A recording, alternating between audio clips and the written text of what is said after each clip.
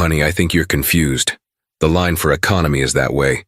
That one sentence, dripping with condescension, was the most expensive mistake of one woman's life. The target of her prejudice wasn't just another passenger. She was Dr. Evelyn Reed, a powerful CEO who held the fate of that entire 747 in the palm of her hand. This isn't a story about an argument at an airport. This is the story of how a quiet, two-word text message grounded an airline's fleet, vaporized billions of dollars in stock value, and delivered a lesson in karma so swift and brutal it became a corporate legend. You're about to witness what happens when casual racism collides with catastrophic consequences. The air in John F. Kennedy International Airport's Terminal 4 was a familiar symphony of controlled chaos. It was a sound Dr. Evelyn Reed knew well, the distant roar of jet engines, the trilingual announcements echoing from the ceiling, the rhythmic click-clack of 1,000 rolling suitcases on polished floors. For her, it was the sound of business, of progress, of connections being forged across continents at 40,000 feet. Dressed in a sharply tailored charcoal gray suit, she stood with the quiet poise of a woman accustomed to commanding boardrooms, not waiting in them. Her destination was Zurich, the final stop on a 3-week tour that had solidified a landmark partnership for her company, Aurasync Technologies. Aurasync wasn't just a success story, it was a revolution. Evelyn, a PhD in applied data science from MIT, had built it from a concept in her dissertation into a multi-billion-dollar behemoth that specialized in predictive AI for global logistics. They were the invisible brain behind the world's most complex supply chains, and their newest client was the very airline she was flying today, Global Ascent Airlines. This flight, Georgia, 118 to Zurich, wasn't just a routine transatlantic crossing. It was the inaugural flight running Aurasync's new Ethereum cargo logistics software, a system so advanced it promised to redefine the efficiency of air freight. In the belly of this very plane sat a pallet of highly sensitive, temperature-controlled biopharmaceuticals worth north of $50 million. Its journey a real-time testament to her company's genius. Her phone buzzed. It was David Chen, her COO. Evelyn smiled faintly, texting back. She slipped the phone back into her briefcase just as the announcement began. We are now pleased to begin boarding for Global Ascent Flight 118 with service to Zurich. We would like to invite our first-class passengers and our Diamond Medallion members to board at this time through the priority lane. Evelyn picked up her briefcase and her single, elegant carry-on and moved toward the blue carpet of the priority lane. She was third in line. Ahead of her, a silver-haired gentleman in a blazer was having his ticket scanned. Behind her, a woman's voice, sharp and laced with an abrasive perfume, cut through the terminal's hum. Excuse me. Evelyn didn't turn, assuming the woman was addressing someone else. But the voice grew louder, closer. I said, excuse me. This time, a hand tapped her shoulder, the fingernails making a distinct clicking sound against the fabric of her suit. Evelyn turned slowly, her expression placid, betraying none of the weariness that came from dealing with this exact brand of encounter her entire adult life. The woman was in her late 50s, impeccably dressed in a cream-colored St. John knit suit, her face a mask of surgical tautness and disdain. A cascade of blonde hair, too perfect to be entirely natural, framed a face set in a permanent scowl. Diamonds glittered at her ears and on her fingers. She held her boarding pass out like a scepter. Oh, honey, I think you're confused, the woman said, her voice dripping with a saccharine condescension that was far more insulting than outright shouting. The line for economy is that way. She gestured vaguely with a flick of her wrist toward the growing queue of general boarding passengers. Evelyn felt the familiar, dull thud of surprise, not at the racism itself, but at its sheer, unvarnished audacity in 2025. She offered a polite, cool smile. I believe I'm in the correct line, she stated simply, her voice calm and even. The woman, whose name Evelyn would later learn was Caroline Beaumont, let out a short, incredulous laugh. Oh, I'm sure you believe you are, but this is for first class and Diamond Medallion members. Some people just don't understand how these things work. She looked past Evelyn to the gate agent, a harried-looking woman named Brenda, whose name tag was askew. "Can you please handle this? She's holding up the line." Brenda, the gate agent, looked from the imperious Caroline to the composed Evelyn. She saw a wealthy, demanding white woman who was likely a frequent flyer and a source of complaints, and a black woman standing silently. Brenda made the calculation of 1,000 overworked, underpaid service employees, de-escalate by placating the loudest, most troublesome party. "Ma'am," Brenda said, her voice tired, directing her attention to Evelyn. "The priority line is for first class and premium status members only. I'll have to ask you to wait for your boarding group to be called." The dismissal was as swift as it was absolute. There was no request to see her ticket, no question, just an immediate assumption of error on her part. Caroline Beaumont smirked, a small, triumphant curl of her lip. She had been validated. Evelyn didn't argue. She didn't raise her voice. She didn't flash her first-class ticket, which was nestled in her passport. Arguing was a waste of energy. It would create a scene, and in any scene involving a black woman and an indignant white woman, she knew exactly how the court of public opinion would render its verdict. She was, by default, the aggressor, the angry black woman. Instead, she held Caroline's gaze for a long moment, her own eyes unreadable. Then she gave a single, almost imperceptible nod. It wasn't a nod of agreement or defeat. It was a nod of acknowledgement. A confirmation. Message received. "Of course," Evelyn said, her voice still unnervingly calm. "My mistake." She stepped out of the line. Caroline Beaumont, puffed up with her petty victory, sashayed past her and presented her ticket to Brenda with a flourish. As the gate agent scanned it, Caroline glanced back at Evelyn, a final smug look that said, "Know your place." Evelyn stood off to the side near the large window overlooking the tarmac. She watched as the first-class passengers filed through. She watched the triumphant set of Caroline Beaumont's shoulders as she disappeared down the jet bridge. She saw Brenda the gate agent glance at her with a fleeting expression that might have been pity, or perhaps just relief that a scene had been avoided. Then, she reached into her briefcase and took out her phone. Her fingers moved across the screen with purpose and precision. It was not a long message, just 2 words to her COO, David Chen, a man who controlled the operational heart of Orasync with terrifying efficiency. The message read. She pressed send. A moment later, a single checkmark turned into 2. Delivered. She took a deep, steadying breath, the scent of jet fuel faint through the thick glass. Then she turned, not towards the economy line, but towards the terminal exit. The concert, it seemed, was cancelled. David Chen was in the Orasync command center on the 80th floor of One World Trade Center, a location Evelyn had chosen for its symbolism of resilience. The bridge, as they called it, was less an office and more the nerve center of a global organism. A holographic globe shimmered in the center of the room, crisscrossed with the glowing green lines of active shipping routes and flight paths, all managed and optimized by their AI. David, a man whose calm demeanor masked a mind that processed logistics like a supercomputer, was monitoring the inaugural run of GA-118. On the main screen, a dedicated window tracked the flight. Status, boarding. Cargo, temp, stable. Uplink, nominal.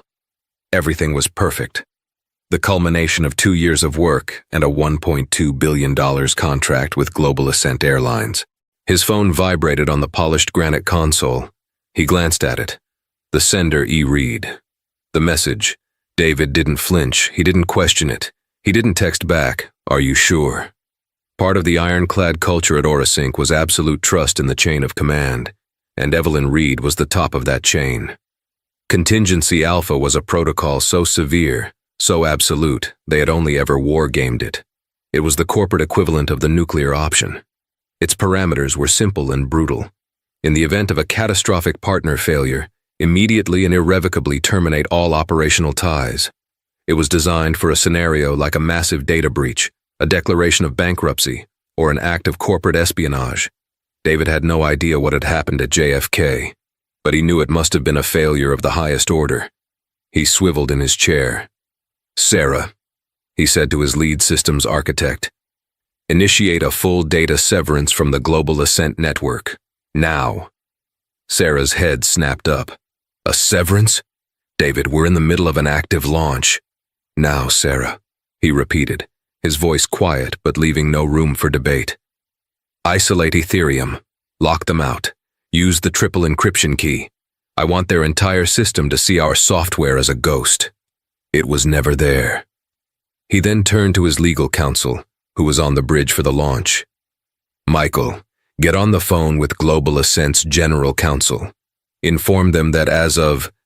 He glanced at the atomic clock on the wall. 1842. Eastern Time. Aura Sync is invoking Section 12, Subsection B of our partnership agreement. Breach of brand integrity and operational trust. All services are terminated, effective immediately. All intellectual property is to be firewalled. An official press release will follow. The team, trained for high-pressure situations, moved with silent, focused speed. Keyboards clacked. Encrypted phone lines were opened.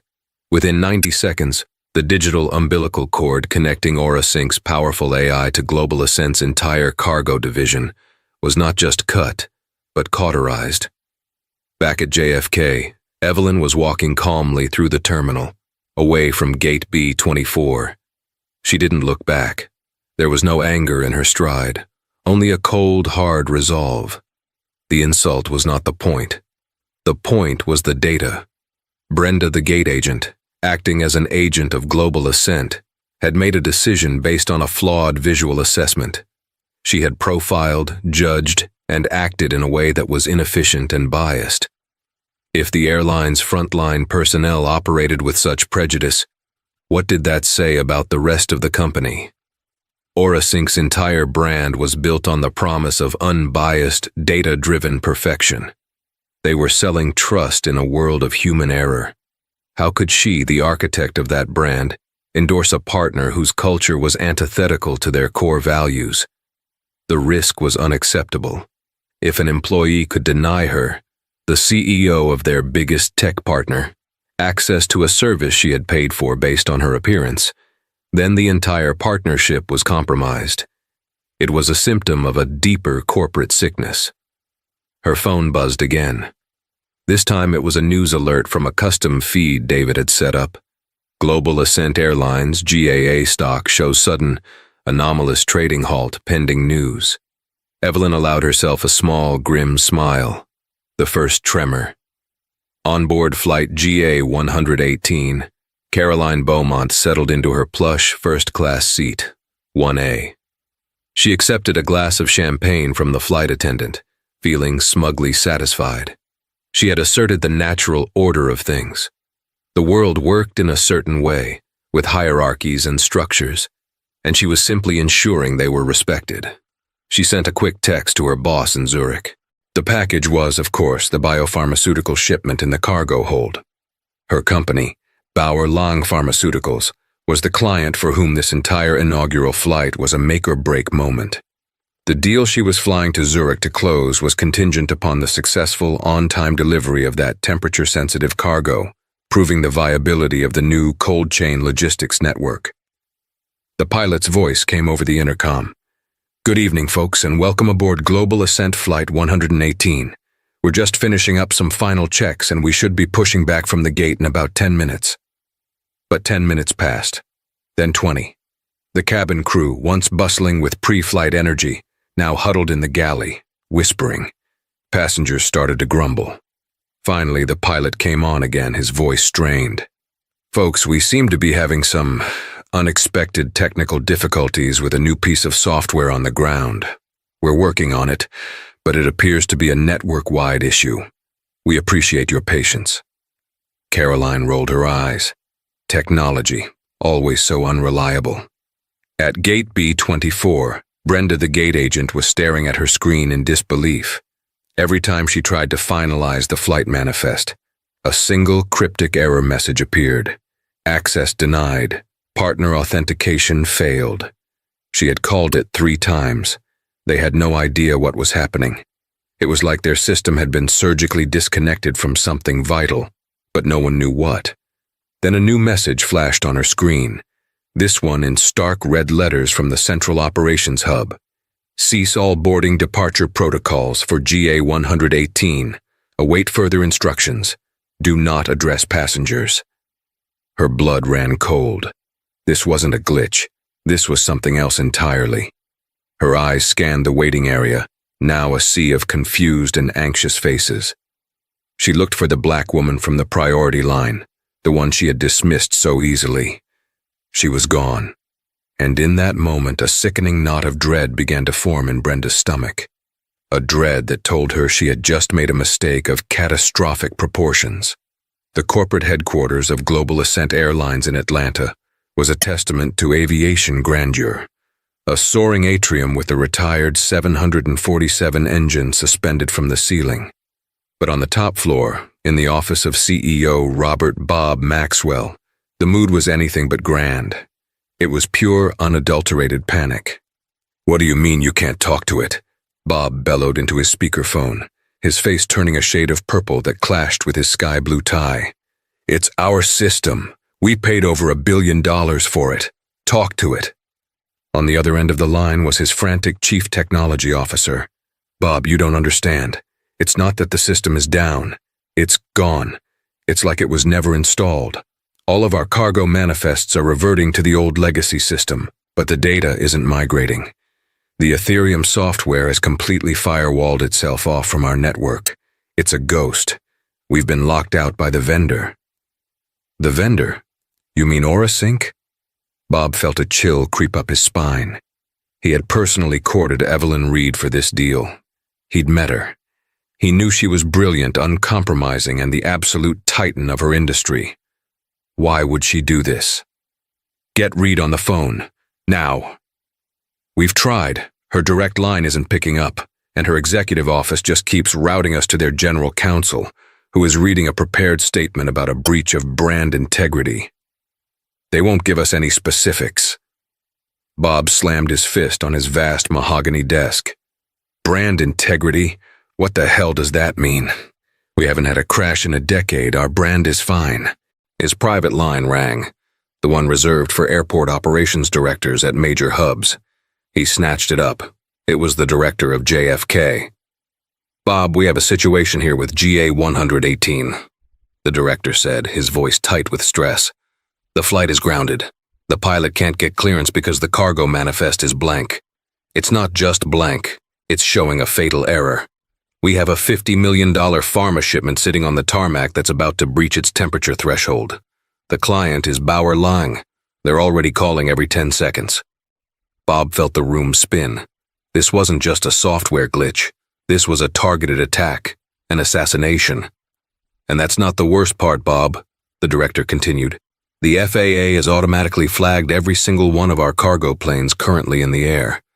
Without the Ethereum uplink providing real-time weight and balance data, they're ordering us to divert and ground the entire fleet, pending manual inspections. We're talking about hundreds of flights." Bob sank into his leather chair, the full weight of the catastrophe settling on him. This wasn't just about one flight to Zurich. Evelyn Reed hadn't just switched off a piece of software. She had reached into the chest of his company and stopped its heart. The Ethereum system wasn't just an add-on. It was the new central nervous system for their entire global cargo operation, and they were now paralyzed. Back on the plane, the pilot's voice crackled over the intercom again, the professional calm now completely gone, replaced by a weary resignation. "Ladies and gentlemen, I have an announcement I've never had to make in my 25-year career. Due to an unprecedented and catastrophic network failure, Global Ascent Flight 118 has been canceled. We have no further information at this time. We are being instructed to deplane all passengers.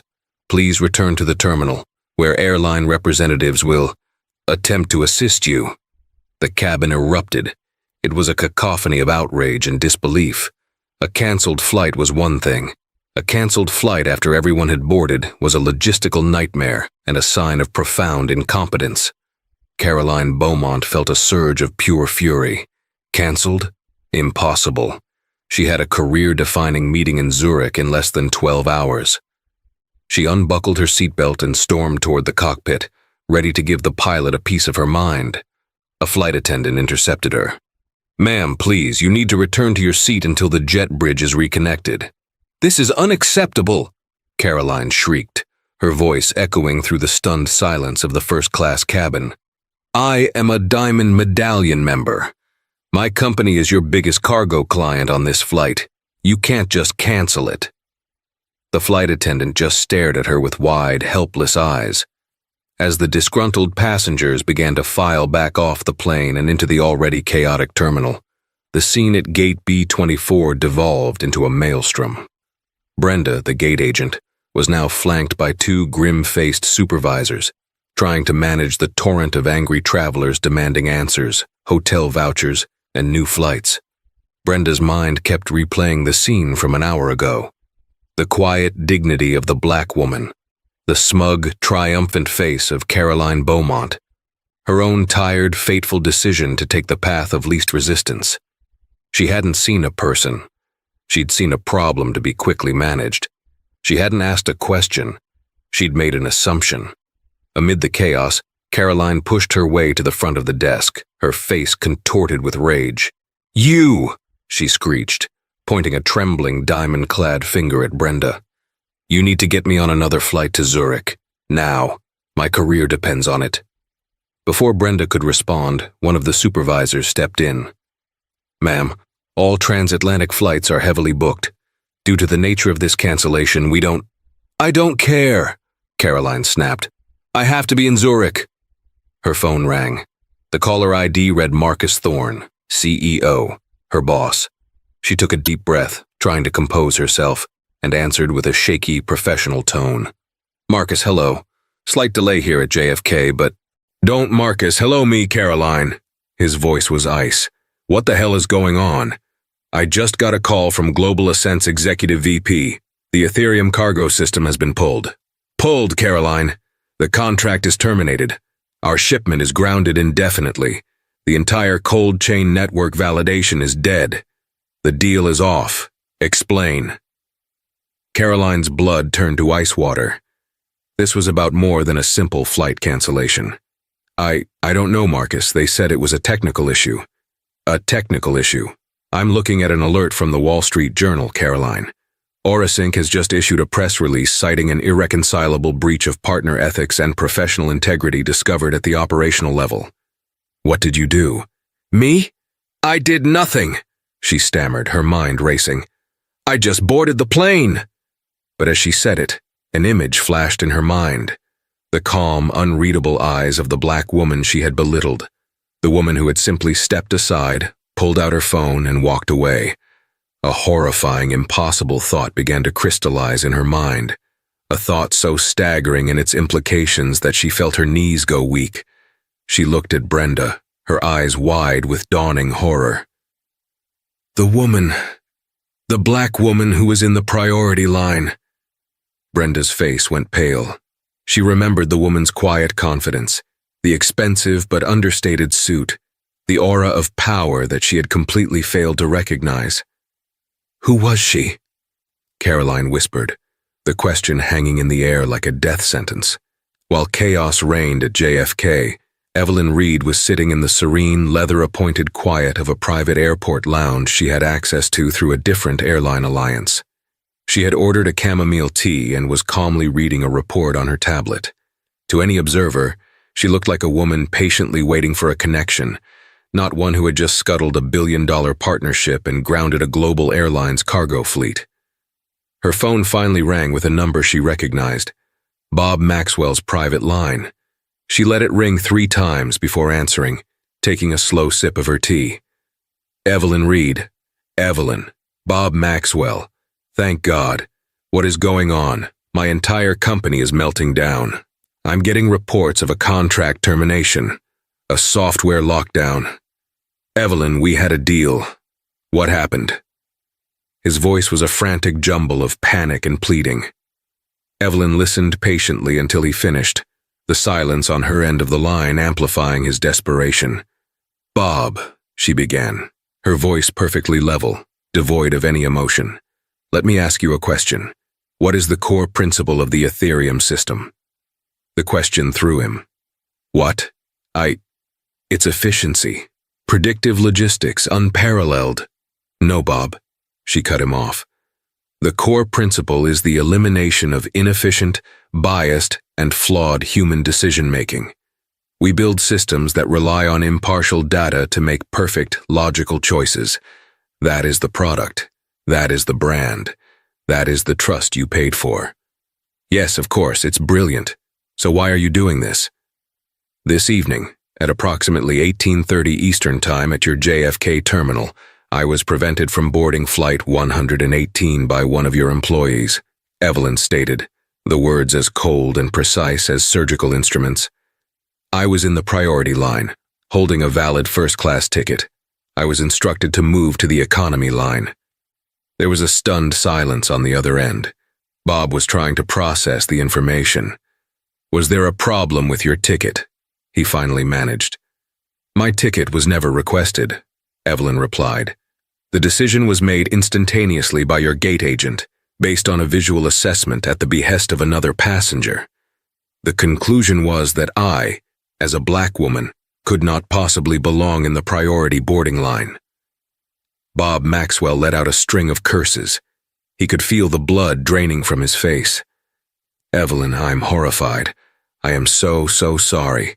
This is unacceptable. The employee will be fired. The other passenger will be banned for life. We will issue a public apology. Please, whatever you want, just turn the system back on. We are bleeding millions by the minute."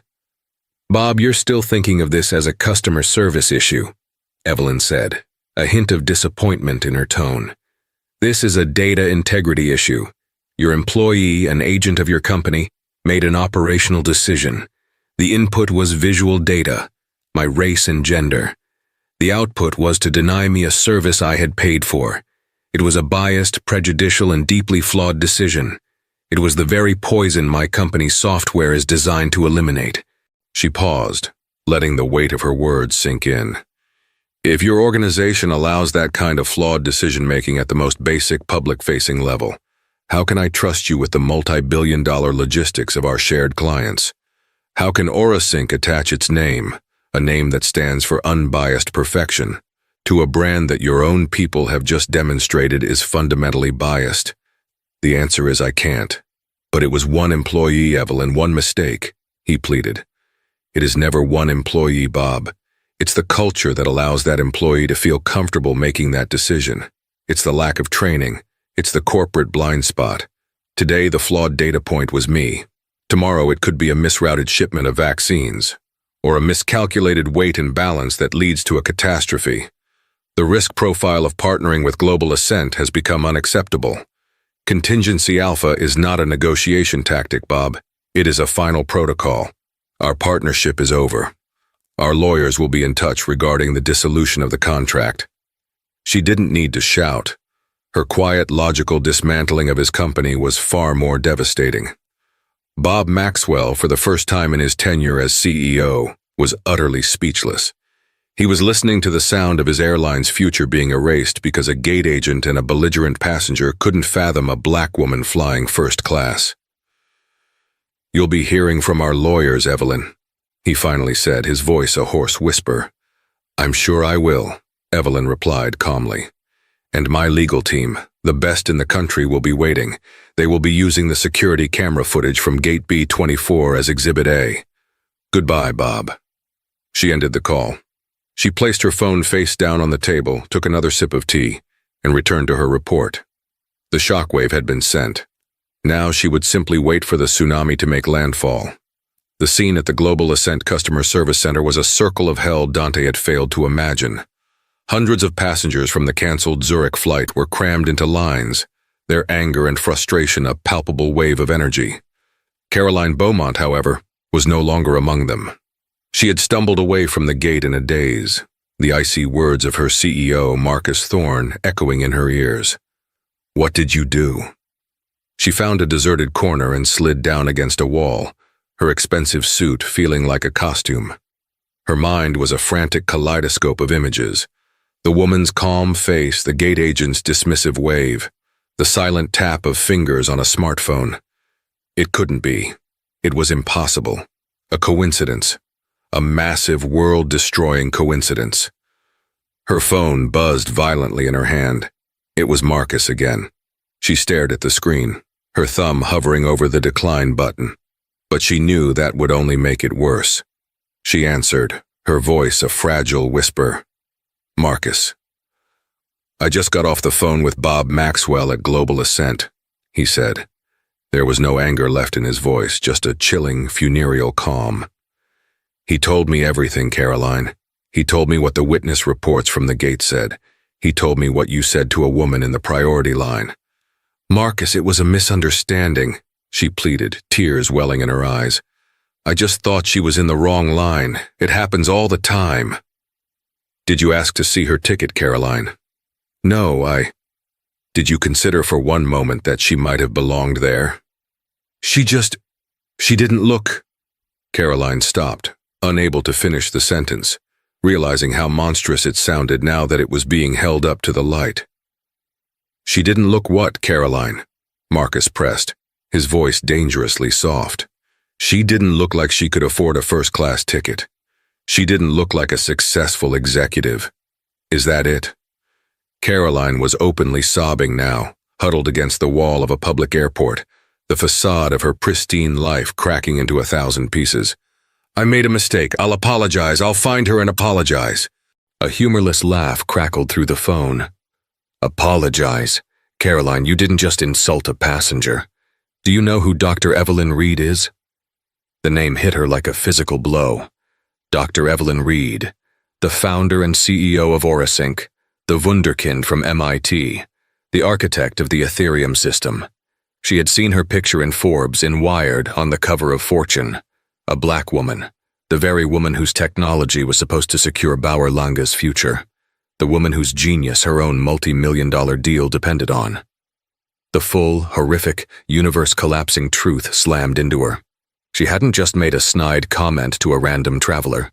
She had, with her own casual, ingrained prejudice, insulted the single most important business partner her company had, at the most critical possible moment. She was the irreconcilable breach. She was the operational failure. Oh my God, she breathed, the phone slipping from her numb fingers and clattering to the floor. She was the reason the flight was canceled. She was the reason the cargo was grounded. She was the reason her company's landmark deal was now a smoking crater. She, Caroline Beaumont, had done this. With one sarcastic, entitled sentence, she had personally detonated a corporate bomb that would create hundreds of millions of dollars in damages, not just for the airline, but for her own employer. She looked around at the chaos she had unleashed, the furious passengers, the stressed airline staff, the blinking canceled on the departure board. It was all her fault. The karma wasn't just coming for her. It had arrived via a 747, and it had parked directly on top of her life. The humiliation was a physical thing, a crushing weight on her chest. Everyone who had ever looked up to her, envied her, worked for her. They would all know. They would know that her career wasn't ended by a bad business decision or a market downturn, but by a moment of ugly, thoughtless bigotry.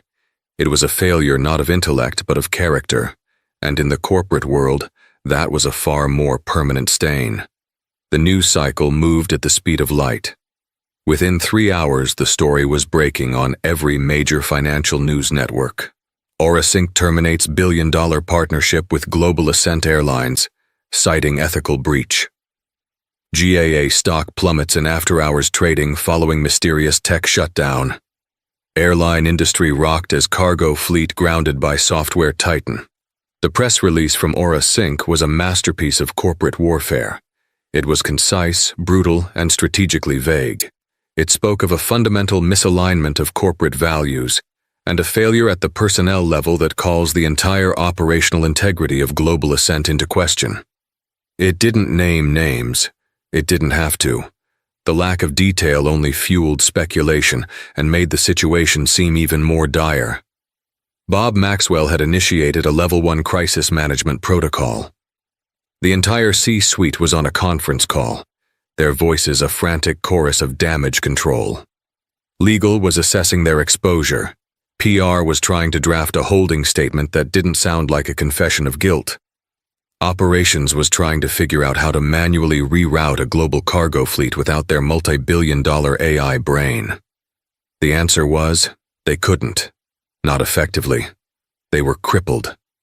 Bob had spent the last hour on the phone with the chairman of the board, a man who typically communicated in satisfied grunts during quarterly earnings calls.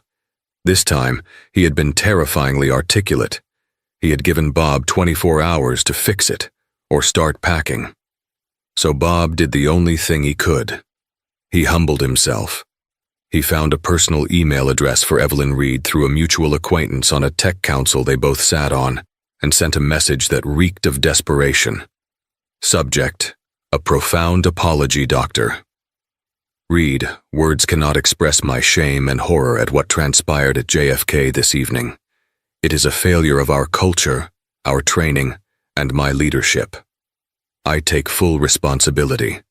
Your reaction, while devastating to my company, is one I regrettably understand. I am not asking you to reverse your decision on the contract tonight. I am asking for 10 minutes of your time. Face to face, let me fly to you, wherever you are. Let me apologize in person, not as a CEO to another CEO, but as a human being who is appalled by the injustice you suffered at the hands of my organization. Sincerely, Bob Maxwell. He sent it, his finger trembling. It was a Hail Mary. Evelyn, now in the back of a black car heading into Manhattan, read the email. She considered ignoring it, but then she saw an opportunity. Not for reconciliation, but for clarification. She replied with 2 words.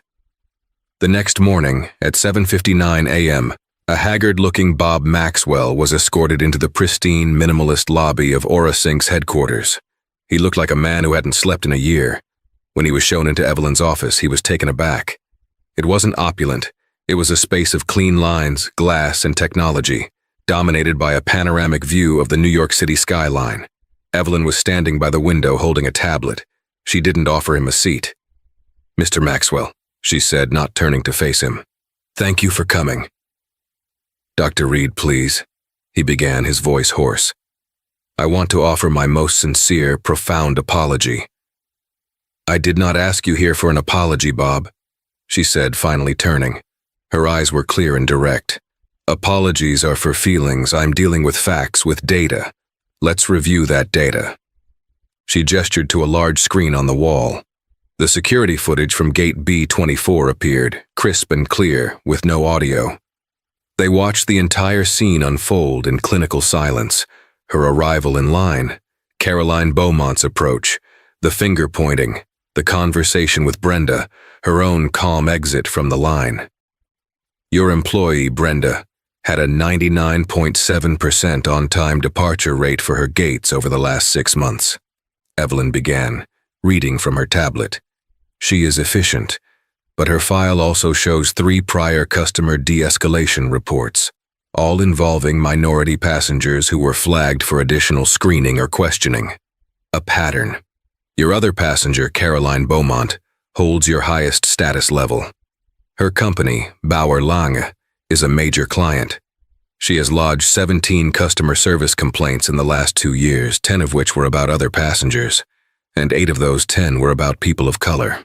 Another pattern." Bob stared, speechless. She had already pulled the data on everyone involved. "These are the facts, Bob," Evelyn continued, her voice cutting through the silence. "The incident last night wasn't a random anomaly. It was the predictable outcome of a culture you have allowed to exist, a culture that prioritizes the comfort of a belligerent, high-status passenger over equitable treatment. A culture that trains its employees to see a black woman in first class as an error to be corrected. So when I terminated our contract, it wasn't an emotional reaction. It was a data-driven business decision. Orasync cannot and will not be partners with a company whose operational culture is fundamentally incompatible with our own. The brand risk is incalculable.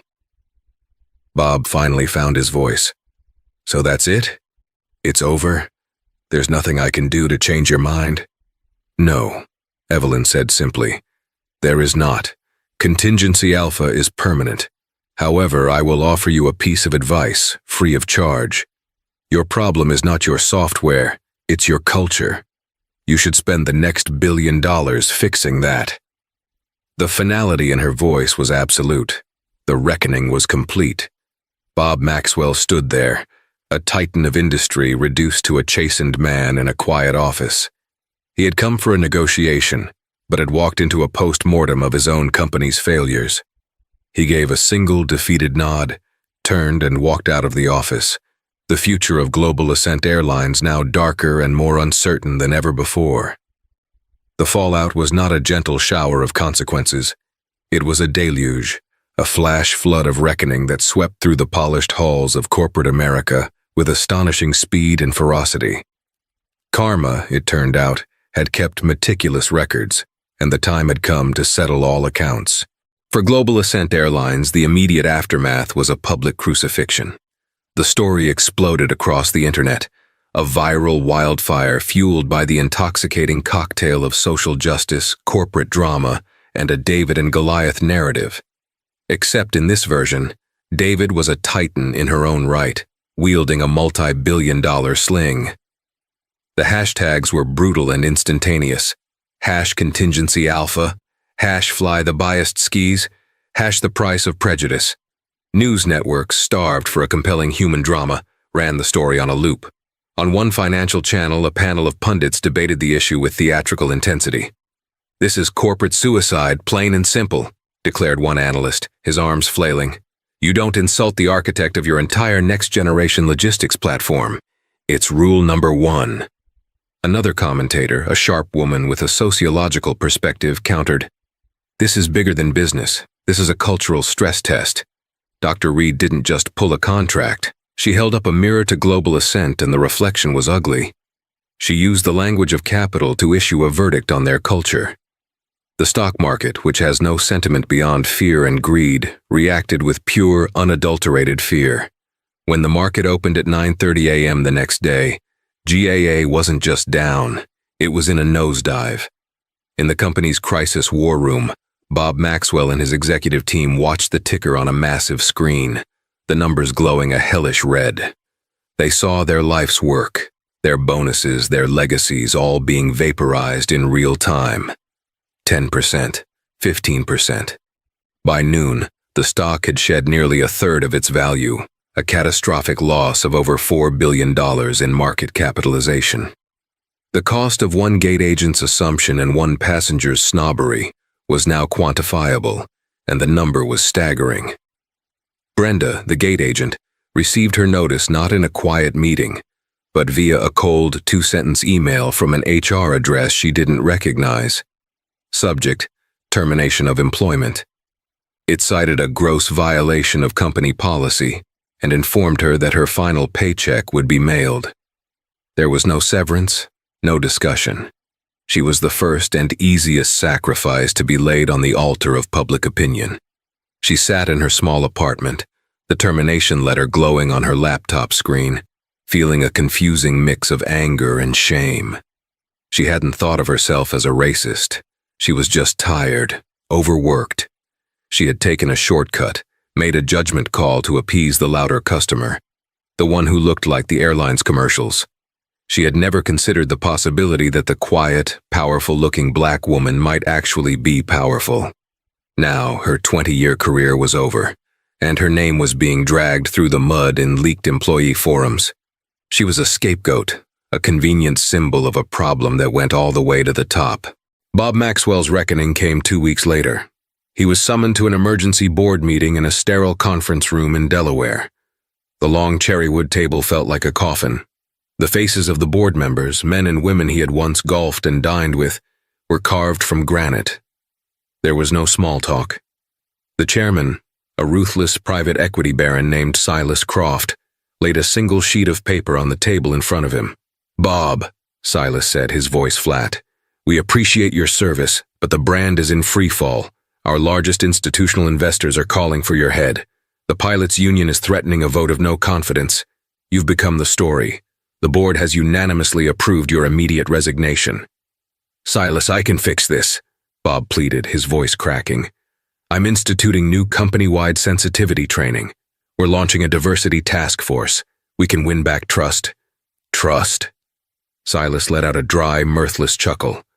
"Bob, you lost $1 billion technology partner, $4 billion in market cap, and the respect of the entire industry because one of your employees couldn't read a passenger manifest.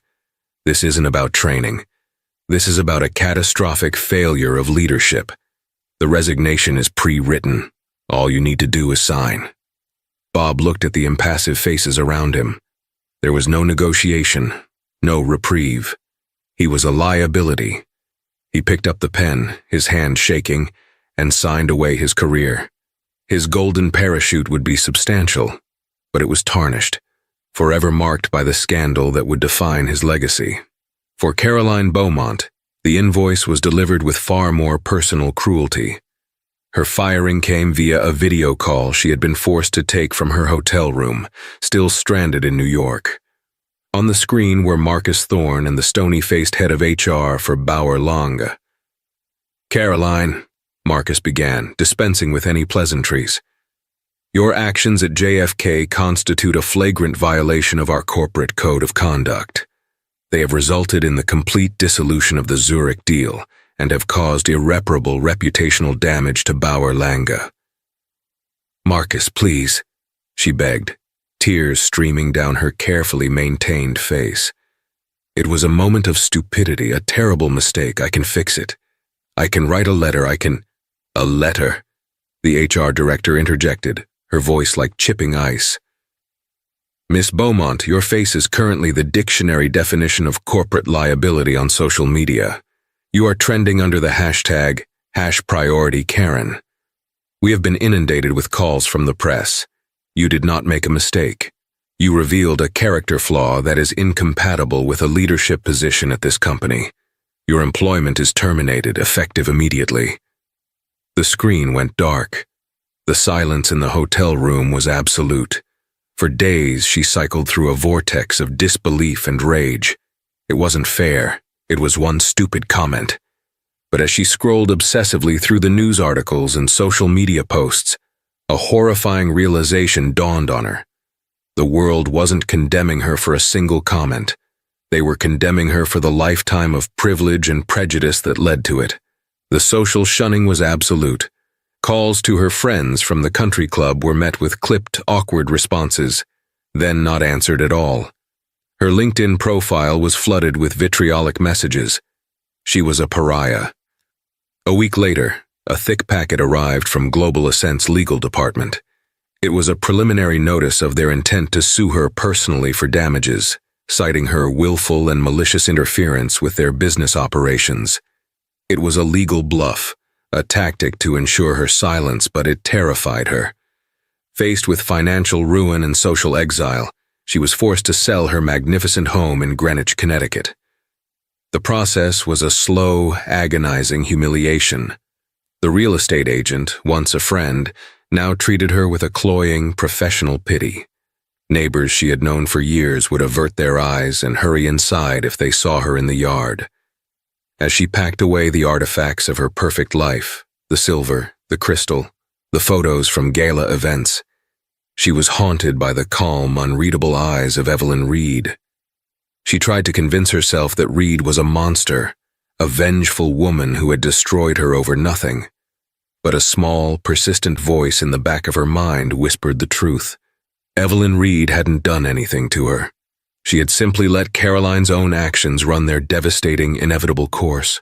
And Dr. Evelyn Reed, she didn't celebrate, she didn't gloat, she worked. The Monday following the incident, she convened a meeting with her senior leadership team. The mood on the 80th floor was electric. They had all seen the news, witnessed the raw power their company could wield. First, Evelyn began, her voice calm and steady. "I want to thank you all for your flawless execution of Contingency Alpha. You proved that our protocols are sound and our team is the best in the world." A wave of pride washed over the room. "Second," she continued, "our move has created a vacuum in the market. Global Ascent's largest competitor, Trans-Pacific Airlines, has reached out.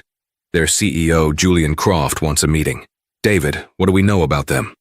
David Chen stepped forward, tapping his tablet. A holographic display of data shimmered to life.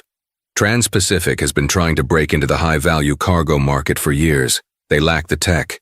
Culturally, they are a world apart from Global Ascent. Our preliminary data scrape shows they have top-tier employee satisfaction ratings, a robust and enforced anti-discrimination policy, and their current leadership team is one of the most diverse in the industry. They've been publicly courting us for 6 months. They are, by all available metrics, a sound potential partner. 2 days later, Evelyn and David sat in their boardroom for a video conference with Julian Croft. He was a charismatic man in his late 60s with a warm smile that didn't quite hide a shrewd intelligence. "Dr. Reed," Julian began, "I'll be blunt. What you did took guts. You sent a message that has been echoing through every boardroom in this country. That corporate culture isn't just an HR buzzword. It's a core component of a company's value. Here at Trans-Pacific, we share that philosophy." "Mr. Croft," Evelyn replied, her tone professional, "we appreciate the sentiment, but at AuraSync we make decisions based on data, not philosophy." "Of course," Julian said, smiling. "Then let's talk data. My team has drawn up a proposal. It not only meets Global Ascent's original offer, it exceeds it by 30%. Furthermore, we are prepared to offer AuraSync a 5% equity stake in our entire cargo division, contingent on a 5-year exclusive partnership. We don't just want your software, Dr. Reed. We want your ethos. We want a true partner." The offer was stunning. It was an admission that AuraSync wasn't just a vendor. They were the key. They held the future of air logistics in their hands. Evelyn didn't accept immediately. She initiated a 3-week deep dive due diligence process, sending teams to analyze every facet of Trans-Pacific's operation. The report that came back confirmed everything. The culture was real. The commitment was genuine. The data was clean. A month after she had walked away from Gate B24, Dr. Evelyn Reed sat at her desk, overlooking the city. In front of her was the new contract with Trans-Pacific Airlines. It was more lucrative, more strategic, and more secure than the previous deal had ever been. She picked up a pen and with a firm, steady hand signed her name. It was a quiet moment, devoid of anger or triumph. It was a moment of profound clarity. Her action at the airport was not born of vengeance. It was a recalibration. She had detected a fatal flaw in a system and had disconnected from it to protect her own. In doing so, she had not only preserved her company's integrity, but had also elevated its value. The incident at JFK became a legend, a business school case study on brand integrity, corporate responsibility, and the undeniable power of walking away. Dr. Evelyn Reed had proven that in the modern world, the ultimate form of power wasn't just the ability to build an empire, but the unwavering courage to protect its soul. And there you have it. This wasn't just a story about a flight. It was a masterclass in power, principle, and the devastating cost of prejudice. Dr. Evelyn Reed didn't need to shout or cause a scene. Her power wasn't in her voice, but in the empire she had built and the values she refused to compromise. She delivered a clear message. Your bias is a liability, and in the world of modern business, liabilities are cut loose. Caroline Beaumont and Global Ascent Airlines learned that lesson the hard way. Karma in this case wasn't a mystical force. It was a data-driven business decision executed with surgical precision. What do you think? Was Evelyn's response justified or was it an overreaction? Let us know your thoughts in the comments below. If you found this story as compelling as we did, don't forget to hit that like button, share it with someone who needs to see it, and subscribe for more true stories of epic consequences. Click the notification bell so you never miss an update. Thanks for watching.